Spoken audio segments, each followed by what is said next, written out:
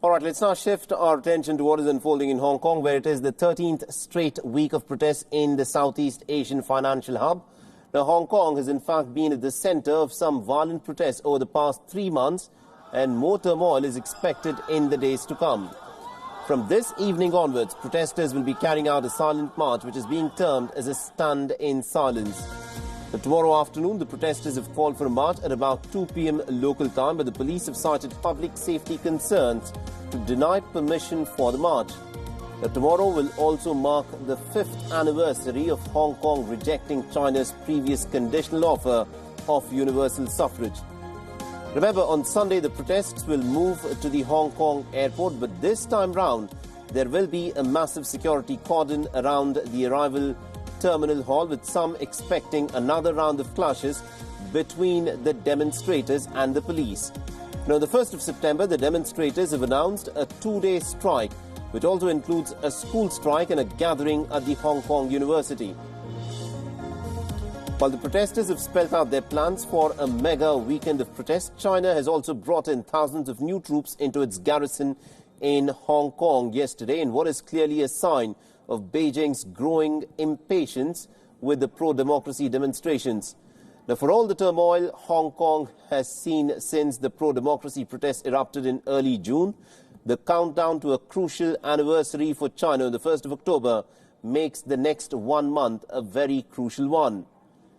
Now, the 1st of October is in fact the 70th anniversary of the People's Republic of China, the name that's used by the Chinese Communist Party leaders after they forced Chiang Kai-shek's regime to retreat to Taiwan.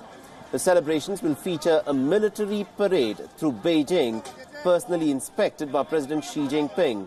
And this has raised some fears that Xi Jinping will seek to get Hong Kong under control by then to avoid any violence that steals the headlines.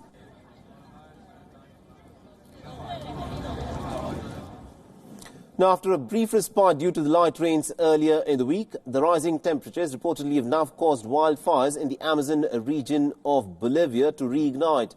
The area has already been ravaged by multiple blazes, and the forest fires have been struggling to, in fact, put out the blaze. This is the forest fighters who have been struggling to put out the blaze that has engulfed part of the forest near a town. Now, according to the environmental organizations, nearly about 39,000 forest fires have been burning in Bolivia alone. Meanwhile, the Bolivian President Evo Morales has also joined in efforts to extinguish the fires, slamming the United States for pulling out of the Paris Climate Accord. Morales has said that protecting Amazon is a global responsibility. Hay una responsabilidad compartida en todo el mundo. Acuerdo de París, participamos. Personalmente no estaba tan de acuerdo, pero era un paso importante.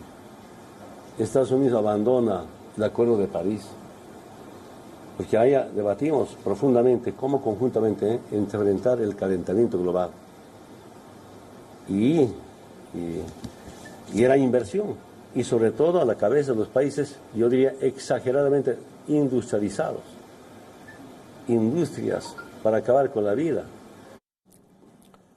The blazes will also continue to be out of control in neighboring Brazil, which houses a majority of the Amazon rainforest. In some regions, tribes have been left to put out the fires on their own.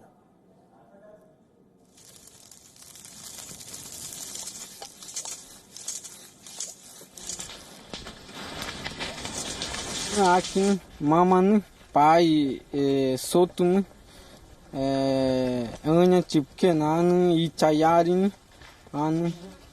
Ira ichayari nama asim pa nama pian